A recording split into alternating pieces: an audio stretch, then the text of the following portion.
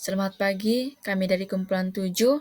Soalan yang telah kami pilih dengan sebelah suara adalah topik 7, soalan 3, yaitu sejak akhir-akhir ini terdapat berbagai peristiwa yang berlaku dalam masyarakat berkaitan dengan penyebaran maklumat palsu menerusi media massa.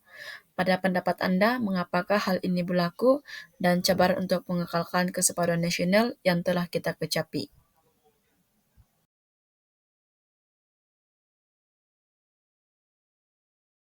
Jadi, saya akan terangkan untuk pengenalan bagi tajuk ini. Macam yang kita lihat pada masa sekarang, banyak perubahan telah berlaku. Tidak ketinggalan juga kepada perkembangan teknologi maklumat dan komunikasi seperti media massa. Media massa ini merupakan satu penghubung yang dapat bantu kita dalam penyebaran informasi. Ada 3 jenis media massa, yaitu media cetak, media elektronik, dan media dalam talian. Media cetak ini merangkumi majalah, buku, dan banyak lagi barang yang dicetak. Selain itu, media elektronik ada 2 jenis, yaitu radio dengan televisyen. Akhir sekali, media dalam talian. Media dalam talian ini merupakan satu media terbesar, contohnya website.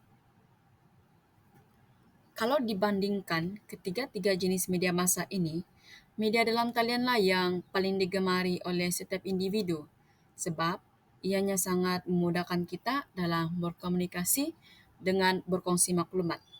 Semua ada di ujung jari.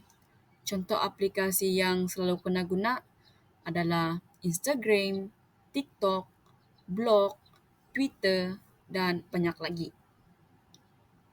Di sini terdapat 3 aspek pengaruh media massa, yaitu melalui aspek kognitif, aspek efektif, dan aspek konatif. Aspek kognitif ni maksudnya ialah peralihan dari peristiwa yang tidak kita ketahui kepada peristiwa di mana kita mengetahuinya. Contohnya macam kalau seseorang tu tidak sempat tengok berita untuk dia mau tahu tentang apa yang berlaku di sekeliling dia, dia boleh guna media massa seperti Google. Yang kedua, aspek efektif. Aspek efektif ni mengenai sifat tidak suka kita terhadap sesuatu bertukar menjadi suka. Contohnya, apabila remaja sering menonton TikTok, banyak isu semasa yang boleh mereka baca. Perkara ini akan membosankan sebab mereka perlu ambil masa lagi untuk membaca. Tapi, dengan adanya teknologi yang sudah maju, remaja ini boleh saja mendengar audio mengenai isu tersebut tanpa mereka baca. Aspek terakhir ialah aspek konatif. Aspek konatif merupakan perubahan sikap dan perilaku seseorang. Jadi boleh kita katakan yang media massa ni sangat memainkan peranan yang penting untuk pembangunan masyarakat malahan dalam perubahan tingkah laku.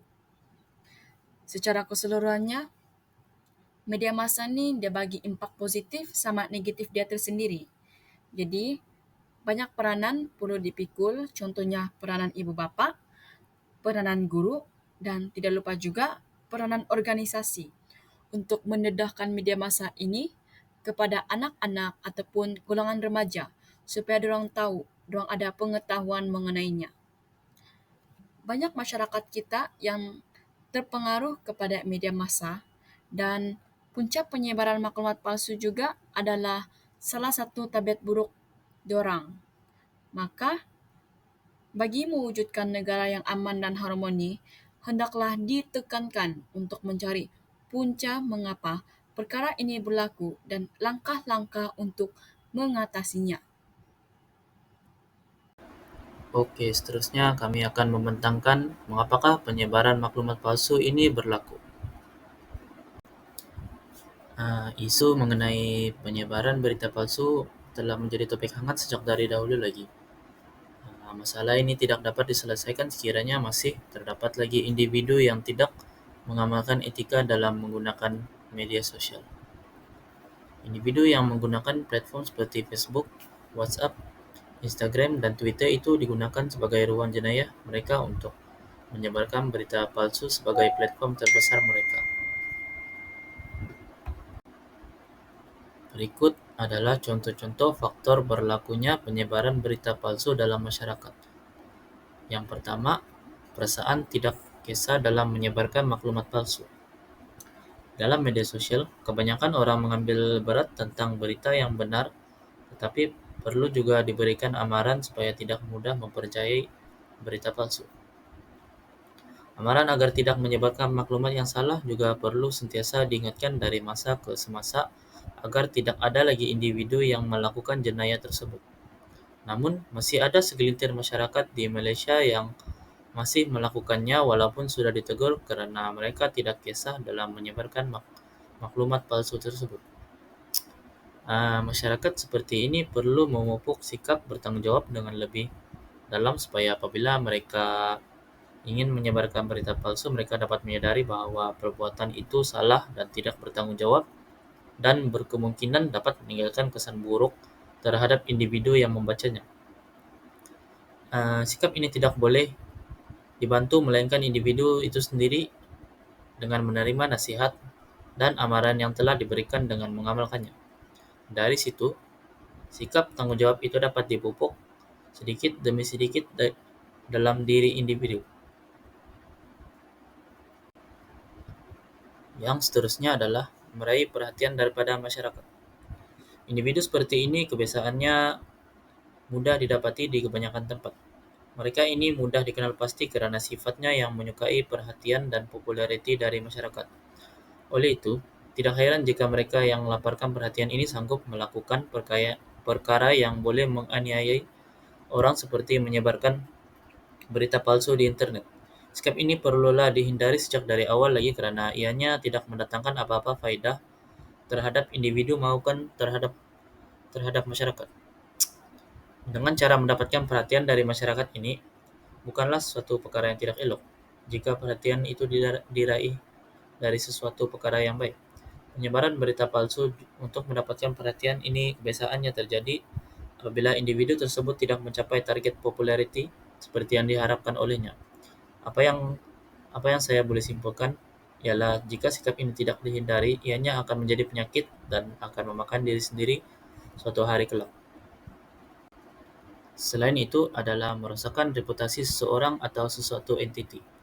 Ianya bertujuan untuk merosakkan reputasi seseorang atau suatu entiti merupakan faktor yang paling berbahaya dari individu yang menyebarkan maklumat palsu ini.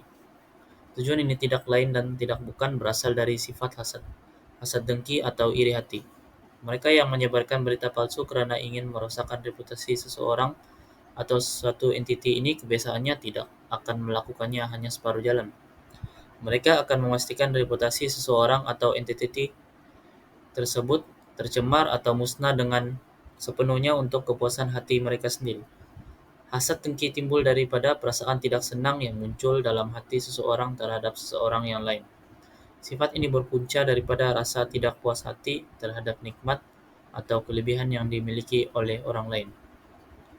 Oleh itu, perkara ini haruslah dielakkan agar tidak terjadinya sikap sedemikian di dalam diri kita. Poin seterusnya adalah kebebasan media sosial. Media sosial memberikan platform yang luas dalam penyebaran maklumat palsu dengan mudah dan tersebar dengan luasnya. Hal ini karena media sosial membenarkan setiap individu mengaksesnya tanpa sebarang halangan dan had. Selain itu, penggunaan identiti orang lain atau tanpa nama. Hal ini disebabkan kerana penggunaan media yang bebas. Identiti yang tidak dikenali atau menggunakan identiti orang lain menyebabkan individu tersebut berani menyiarkan sebarang info palsu melalui nama tersebut, dan penggunaan identiti orang lain akan menimbulkan sebarang fitnah kerana kemungkinan info yang diberikan adalah berunsurkan negatif. Oleh itu, kebebasan dalam penggunaan media sosial boleh menyebabkan maklumat palsu tersebar dengan luas dalam masa yang singkat. Sebagai tujuan politik adalah untuk mempengaruhi masyarakat agar mendapat sokongan banyak untuk memenangi dan mengalahkan pihak lawan dalam politik. Selain itu, berita palsu yang disebarkan adalah bermotifkan ingin memburuk-burukkan pihak lawan dalam khalayak ramai agar sokongan penuh diberikan pada dirinya sendiri. Sebagai tujuan ekonomi pula, penyebaran maklumat palsu mengenai pasaran dalam talian dilakukan untuk menarik atau mempengaruhi pelanggan. Pembelian atas talian menyebabkan adanya pengambilan keuntungan yang tinggi dan tidak setara dengan maklumat yang diberikan atau sengaja tidak dinyatakan dalam maklumat yang diberikan dalam mendapatkan keuntungan yang lebih tinggi. Oleh itu, penyebaran maklumat palsu menyebabkan kepercayaan masyarakat terhadap politik dan aktiviti yang meningkatkan ekonomi akan semakin berkurang. Pada bahagian ini, kami akan membentangkan tentang cabaran untuk mengekalkan keharmonian. Antara cabaran dalam mengekalkan keharmonian adalah polarisasi sosial. Hal ini demikian kerana platform media sosial memberikan kebebasan kepada sesiapa sahaja untuk berkongsi maklumat tanpa penapisan yang ketat. Selain itu, kehilangan kepercayaan. Kehilangan kepercayaan adalah keadaan di mana individu atau kelompok merasa bahawa mereka tidak lagi dapat mempercayai pihak lain. Kelajuan dan skala penyebaran juga merupakan cabaran untuk mengekalkan keharmonian. Hal ini kerana media sosial dan platform digital membolehkan maklumat palsu tersebar dan sangat cepat kepada orang ramai di luar. Seterusnya, manipulasi emosi. Manipulasi emosi merujuk kepada teknik atau strategi yang digunakan untuk mempengaruhi atau mengawal perasaan dan reaksi seseorang atau kumpulan terhadap sesuatu maklumat, situasi dan peristiwa. Cabaran yang seterusnya adalah tindakan undang-undang. Kerajaan telah menggunakan tindakan undang-undang untuk menapiskan maklumat palsu di media massa. Akta Anti Berita Tidak Benar, Akta 825 diwartakan pada 30 Januari 2020. Namun, perkara ini perlu dilaksanakan secara berhati-hati agar tidak menjejaskan kebebasan suara. Hal ini dibimbangi dapat menghancurkan perpaduan negara. Selain itu, kehilangan fokus tentang isu sebenar. Tumpuan terhadap isu sebenar berkurang apabila penyebaran maklumat palsu mengalihkan perhatian masyarakat. Beberapa pihak telah memanfaatkan hal ini untuk memanipulasi orang di media massa. Kesannya, masyarakat hilang fokus dari isu yang lebih penting. Hal ini telah mengganggu keharmonian nasional kerana masyarakat menjadi kurang percaya dan meragui berita yang disampaikan. Akhir sekali, ketidakseimbangan maklumat. Perkara ini dapat menyebabkan perbezaan pendapat dalam kalangan masyarakat. Hal ini dapat memperburuk polarisasi dan menyebabkan perpecahan komuniti.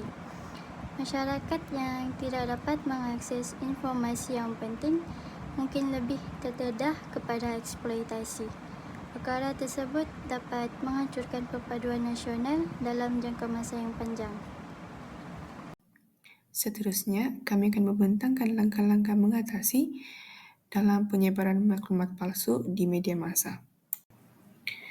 Bagi langkah yang pertama adalah dengan melaksanakan kempen kesedaran yang berterusan yang bertujuan untuk mengedarkan pengetahuan tentang bahayanya berita palsu dan cara-cara mengenali apa itu arti berita palsu. Jadi, kempen kesedaran dapat dilaksanakan melalui penglibatan pelbagai pihak termasuk media massa, institusi pendidikan dan komuniti setempat. Melalui media massa, ia mempunyai platform yang luas untuk kita menyampaikan maklumat mengenai ciri-ciri berita palsu kepada masyarakat. Contohnya dengan program-program radio dan televisyen, boleh menyampaikan nasihat praktikal tentang cara menyemak sumber berita, mengesahkan fakta, dan menggunakan perkhidmatan fakta untuk membantu pengesahan. Seterusnya, institusi pendidikan juga memainkan peranan yang penting dalam kalangan pelajar dengan menginterogasi program-program kesedaran tentang berita palsu. Institusi pendidikan dapat membantu melawan penyebaran maklumat yang tidak tepat di kalangan generasi muda. Dan yang terakhir adalah komuniti setempat. Komuniti setempat dapat menyebarkan kesedaran dengan mewujudkan aktiviti atau program setempat. Aktiviti yang boleh dijalankan dengan bekerja sama dengan pemimpin masyarakat untuk menyampaikan mesej mengenai bahaya berita palsu melalui mengadakan bengkel dan sesi penerangan di pusat komuniti, surau, dan dewan orang ramai. Langkah seterusnya ialah melibatkan kerjasama multisektor. Kerjasama multisektor antara kerajaan, syarikat teknologi, media, dan organisasi masyarakat sivil adalah penting untuk memantau dan mengawal penyebaran maklumat palsu. Kerjasama kerajaan dan syarikat teknologi boleh bekerja sama untuk mengembangkan teknologi yang lebih canggih untuk memantau dan mengawal penyebaran maklumat palsu. Selain itu, ia juga membantu kerajaan dalam mengembangkan aplikasi yang dapat membantu masyarakat untuk mengenal pasti berita palsu. Seterusnya, kerjasama dengan media juga penting. Media mempunyai tanggung jawab moral untuk menyampaikan berita yang tepat dan benar kepada masyarakat. Dengan bekerja sama dengan media, ia dapat mempromosikan literasi maklumat dan meningkatkan kesedaran masyarakat tentang ciri-ciri berita palsu. Dan yang terakhir, organisasi masyarakat sivil juga mempunyai peranan penting dalam menyampaikan mesej mengenai bahaya berita palsu kepada masyarakat. Ia membantu kerajaan dengan mengadakan program kesedaran di peringkat komuniti dan menggalakkan warga emas dan golongan kurang upaya untuk berhati-hati dengan maklumat yang diterima. Langkah ketiga adalah penguatkesan undang-undang, yang mana penguatkesan undang-undang perlu dilakukan bagi menjamin ketentraman awam dan sekaligus mengurangkan penyebaran berita palsu, seperti menjatuhkan hukuman Seksyen 505. Kanun keseksaannya mengatakan bahwa undang-undang akan dikuatkuasakan terhadap pihak yang tidak bertanggung jawab yang telah menyebarkan berita palsu. Ia akan menjadi sebuah peringatan kepada mereka agar tidak mengulang perbuatan yang sama. Seterusnya adalah melalui peranan 3M, yang mana mereka perlu memantau pengguna media sosial dengan mengehatkan penggunaannya terhadap individu yang belum mencapai had umur yang telah ditetapkan dan mengambil tindakan terhadap individu yang telah menyalahgunakan media sosial untuk kepentingan sendiri. Yang terakhir adalah peranan Suruhanjaya Komunikasi dan Multimedia Malaysia, yang mana SKMM diarahkan untuk bekerja sama dengan platform media sosial bagi mengenal pasti dan memudahkan mereka mengambil tindakan terhadap individu yang telah menyalahgunakan platform media sosial. Contohnya, menjatuhkan hukuman Seksyen 233 Akta Komunikasi dan Multimedia 1998 yang mengatakan bahwa pesalah akan dikenakan denda maksimum Rm50.000 atau penjara tidak melebihi setahun atau kedua-duanya sekali jika disabit kesalahan. Langkah keempat adalah literasi media, yang mana ianya merupakan suatu kemahiran yang sangat penting dalam membantu individu untuk sentiasa berwaspada dan berhati-hati semasa menerima sebarang maklumat agar tidak mudah tertipu dan menjadi korban terhadap penyebaran berita palsu. Bukan itu saja, ia juga mendedahkan tentang cara penggunaan media sosial yang tepat agar menjadi pengguna yang bertanggung jawab. Antaranya adalah dengan memberikan pendidikan literasi media, yang mana individu dapat memahami lebih dalam lagi tentang penggunaan media secara berintegriti dan menghasilkan konten yang berkualiti. Contohnya, mengadakan program pendidikan literasi media bagi membantu individu tentang cara untuk mengenal pasti berita palsu dan memahami sumber maklumat. Yang kedua adalah menggalakkan kemahiran berpikir secara kritis, yang mana kemahiran ini membantu individu untuk meningkatkan kemampuan mereka dalam membuat sebarang keputusan yang lebih baik berdasarkan pertimbangan yang wajar. Contohnya adalah menggalakkan individu untuk mempunyai sifat berwaspada dan tanda tanya dalam diri agar sentiasa menganalisis dahulu maklumat yang diperolehi sebelum mempercayainya. Kira dalam memberi kesadaran tentang pentingnya literasi media, yang mana ia dapat memberi pendedahan kepada individu tentang pentingnya literasi digital dalam kehidupan agar tidak mudah ditipu. Contohnya, mengadakan aktiviti latihan literasi digital untuk meningkatkan kemampuan masyarakat tentang penggunaan teknologi digital secara bijak. Berdasarkan apa yang rekan-rekan saya bentangkan, saya menyimpulkan bahwa penyebaran berita palsu melalui media sosial mempunyai implikasi serius terhadap pembangunan sosial dan politik sesebuah negara, menyebabkan kekeliruan, ketidakpercayaan, dan suasana huru-hara dalam masyarakat. Faktor-faktor seperti keinginan meraih keuntungan atau populariti, penguatkuasaan undang-undang yang lemah, serta kurang kesadaran tentang kesan buruk berita palsu menyumbang kepada masalah ini. Langkah penting untuk menangani isu ini termasuk penguatkuasa undang-undang yang tegas, pendidikan, meningkatkan kesadaran dan tanggungjawab pengguna dalam mengesahkan kesahihan berita sebelum menyebarkannya. Masyarakat harus lebih bijak menggunakan teknologi dan sentiasa menyemak kebenaran maklumat bagi mengelakkan penyebaran berita palsu. Hukuman berat kepada penyebar berita palsu perlu diperkenalkan untuk menimbulkan kesadaran dan mencegah perbuatan tersebut.